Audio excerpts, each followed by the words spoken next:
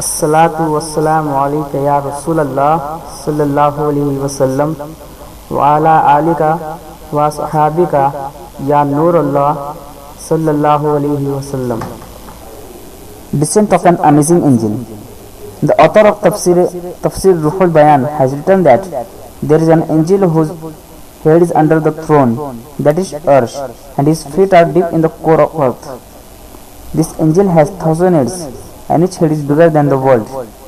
Each head has 1,000 faces, and each with 1,000 mouths on each face, and 1,000 tongues in each mouth. With each tongue, he glorifies and praises the Lord in thousands of different ways, and the languages of the tongues in different. When he opens his mouth, all the heavenly angels falls into the prostration out of fear that the brightness of his face might burn them. Every morning and night he praises Allah Ta'ala with this mouth. These angels come down to the earth and night of power and supplicates until the sunrise for the forgiveness of all believing men and women of the nation of Rasulullah sallallahu alaihi wasallam who fasts. Ruhul Bayan. Why do angels descend? My beloved prophets sallallahu alaihi wasallam's beloved followers, you must be wondering as to why the angels descend onto the earth on the night of power. The angels are themselves colonies of praising, glorifying and worshipping the Lord and are constantly busy in standing, bowing and prostrating before Him. What is it that makes them eager to ask permission from the Lord to descend to the earth and meet humans? Let us look at some points in the relation to things so that the enthusiasm to worship on the night is created in us. Commentators of the Quran have stated that the reason for this is that a person staying hungry and giving his food to another is a worship that is not present in the angels. Repenting on the signs, shedding tears of shame, begging of the Almighty Lord of forgiveness, forsaking natural sleep, and getting up in the latter part of the night and weeping out of fear of Allah Ta'ala. These are all concepts of worship that are not present in the worship of angels because they do not eat, drink, sign or sleep. It is reported in a Hadith Qudusi that Allah Ta'ala states, the sound of sinners sobbing and weeping is more beloved to me than the sound of praise and glorification.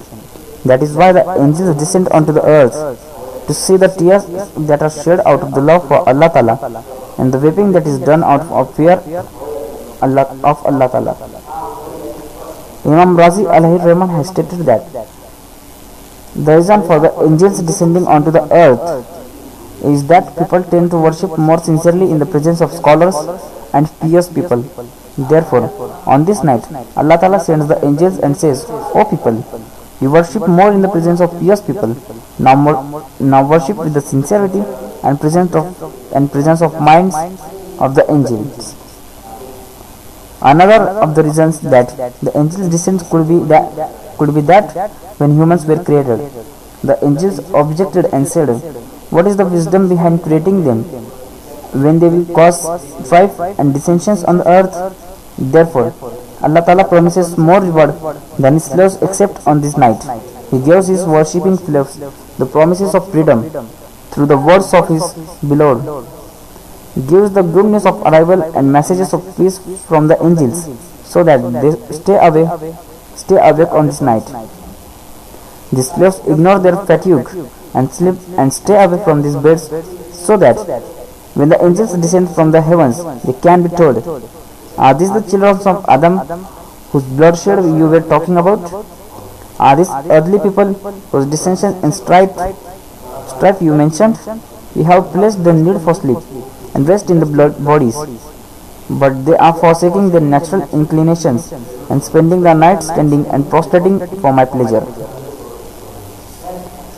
Greetings of the angels. My beloved Prophet sallallahu alaihi wasallam's beloved followers. Imam Razi writes that Allah Ta'ala has promised that angels will see the humans in hereafter and will greet them. Angels will come to them from every door of paradise and will greet them. On the night of power, it has been made apparent that never mind the hereafter, angels will come to see you and greet you if you remain busy in my worship. Night of power and management of affairs. Allama Qurtubi writes on the authority of Mujahid that Allah Ta'ala passes on affairs of life, death and livelihood to the angels in charge of managing those affairs. The four angels who are given this are Israfil, Mikail, Israel and Jibrail.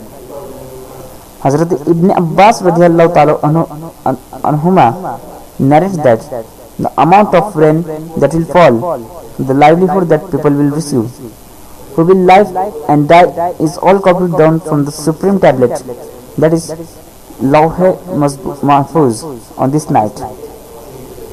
Even the names of those who will perform pilgrimage in the coming year are written down on this night along with their family name, and there is no addition or subtraction made to this list. Supplication for the night of power. Mother of believers, Hazrat Aisha Siddiqa RadhiyAllahu Ta'ala Anha states that she asked Rasulullah Sallallahu Alaihi Wasallam, if I find the night of power, what should I do? Rasulullah Sallallahu Alaihi Wasallam replied, recite the following supplication. O Allah, you are the one who forgives. You like to forgive, therefore forgive me. Tirmidhi Sharif.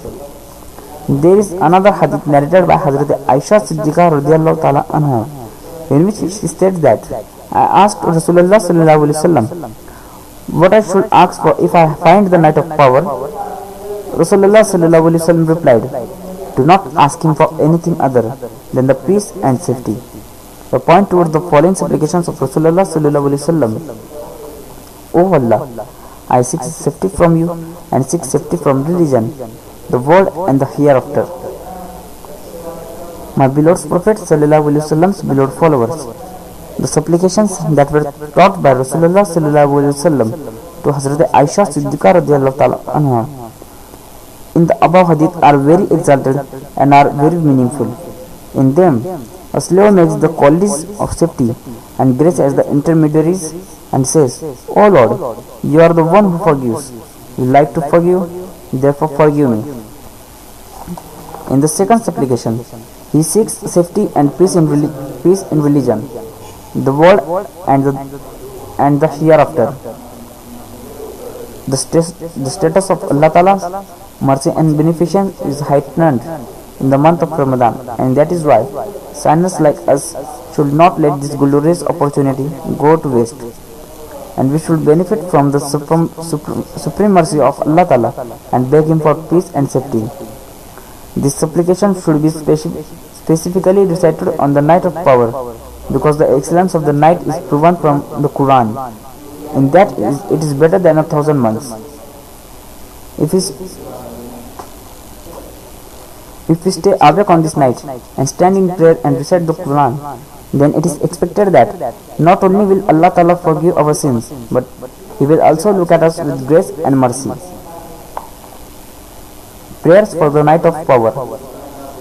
The person who prays 4 rakats on this night and in each rakat recites Surah Qadr once and Surah Ikhlas 27 times after Surah Fatiha becomes so pure of sins, it is as if he was born on the day. Additionally, Allah Ta'ala grants him 1,000 places in paradise. In one narration, it is reported that whosoever prays 4 rakats prayer on the 27th Ramadan and each rakat recites Surah Qadr 3 times and Surah Ikhlas 50 times after Surah Fatiha, then he has finished the prayer. He prostrates, goes into sajda and recites Subhanallah walhamdulillah wa la ilaha illallah wallahu akbar 1 time. Any supplication he makes will be accepted, and Allah Ta'ala will grant him untold favors and will forgive all his sins, inshallah. May Allah Ta'ala guide us all to respect the night of power and to worship abundantly on that night. Ameen. The harm in missing out of the night of power.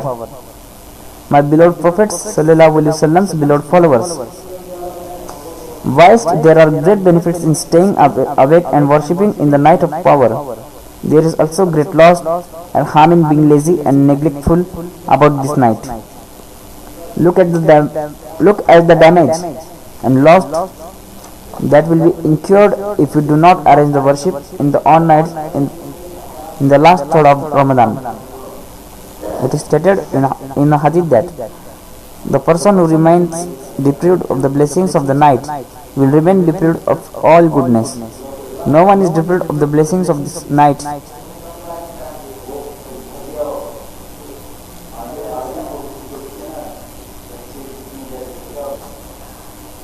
except the most wished ones. Ibn Majah.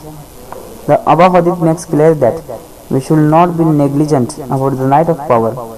Rather, we should prepare ourselves completely for worshipping on this night, because the merciful Lord, through the arms of His beloved Prophet ﷺ, grants the reward of worshipping for more than 1,000 months for just a few hours worship. Very unfortunate are those people who are not prepared to sacrifice a few hours to worship the Lord. The previous nations' lives were longer and they used to worship extensively. Allah Ta'ala showered grace on this nation and granted more reward than worshipping for 1,000 months on the night of power. Less time and less effort, but more reward than those with much longer lives, and is only granted through the arms of Rasulullah sallallahu alaihi wasallam. If a person is still lazy and negligent after this, then it is a great shame. On the night of power, as well as worshipping yourselves, you should also urge your family and friends to spend the night in worship. Inshallah, staying awake on the night of power will be the means for illuminating your destiny and fortunes. The supplications that have been taught by Rasulullah sallallahu alaihi wasallam should be recited extensively and seek forgiveness for sins in the blessed merciful court of Allah Ta'ala, because the hereafter will be a very difficult time. Inshallah, with the blessings of the night of power, all the worries and difficulties of the hereafter will be removed.